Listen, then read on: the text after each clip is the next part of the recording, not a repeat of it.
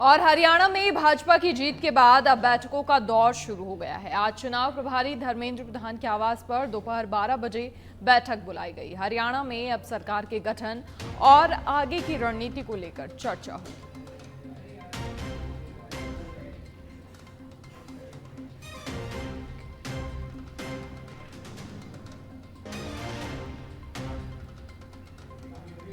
तो हरियाणा में हैट्रिक और सरकार गठन की हलचल तेज, बैठकों का दौर शुरू हो गया है।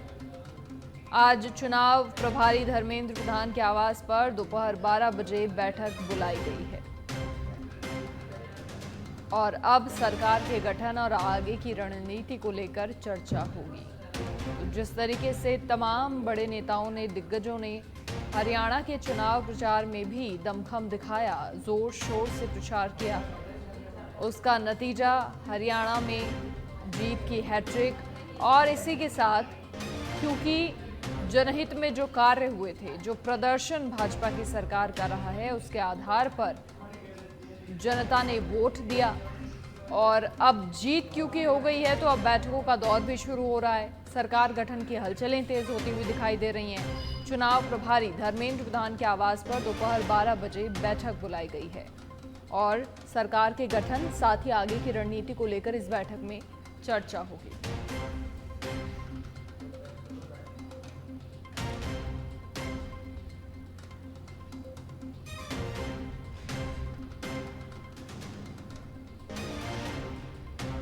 और अधिक जानकारी के लिए हमारे political editor Rajiv Tiwari phone line पर जुड़ गए हैं।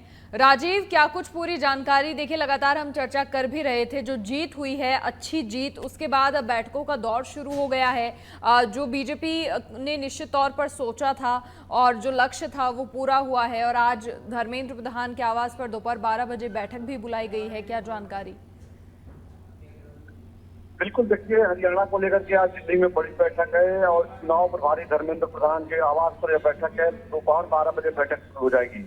इस बैठक में बीजेपी के वरिष्ठ नेता मौजूद रहेंगे और देखिए, सबसे महत्वपूर्ण बात यह है कि जब भी किसी राज्य में भारतीय जनता पार्टी चुनाव जीतती है और जीतती है तो एक प्रक्रिया होती है, उसके बाद बैठक होती है और बैठक में पर्यवेक्षक जो है तय किए जाते हैं, जो राज्य जाते हैं, जैसे हरियाणा जाएंगे और वहाँ पर विधायकों के साथ एक बैठक की जाएगी। बैठक में उसमें विधायक की बैठक में सीएम के नाम को लेकर के प्रस्ताव रखा जाता है, फिर उसमें सभी लोग समर्थन देते हैं, फिर अगला मुख्यमंत्री घोषित हो जाता है कि कौन बनेगा। तो चूंकि अब मुख्यमंत्री कौन बनेगा इसको लेकर भी एक शुरुआत है, कई नाम। चूंकि देखिए, महत्वपूर्ण बात यह भी है कि जब कल भारतीय जनता पार्टी को जीत मिली, उसका नायब सिंह सैनी जो मुख्यमंत्री, पूर्व मुख्यमंत्री हैं भारतीय जनता पार्टी के, उनको तमाम बधाई दी गई। पार्टी का राष्ट्रीय अध्यक्ष जेपी नड्डा की बात की जाए या दूसरे नेताओं की बात की जाए, सभी ने मुबारकबाद दिया। तो एक बात तो साफ यही लग रहा है कि अगला जो शपथ ग्रहण समारोह होगा, हो सकता है कि जो औपचारिकताएं उनको पूरा करने के बाद नायब सिंह सैनी को ही बनाया जाए मुख्यमंत्री। लेकिन जिस तरह से अनिल विज भी अपनी दावेदारी किए हुए हैं, यहाँ इंटरनल भारतीय जनता पार्टी में कई ऐसे बड़े नेता हैं हरियाणा के जो अपनी राजनीतिक महत्वाकांक्षाओं को देख रहे हैं। लगता है कि इस बार हमको भी मौका मिल सकता है।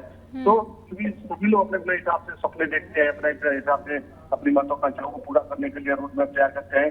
लेकिन सब कुछ के बाद किसी प्रकार का कोई इंटरनल गलत मैसेज जनमानस में न जाए, इसी को लेकर के आज दोपहर 12 बजे बैठक होगी। बैठक में सारे रोड मैप तैयार कर लिए जाएंगे कि शपथ ग्रहण कब करना है, कौन मुख्यमंत्री बनेगा, कौन मंत्री बनेगा, इन तमाम चीजों को लेकर के मंथन किया जाएगा।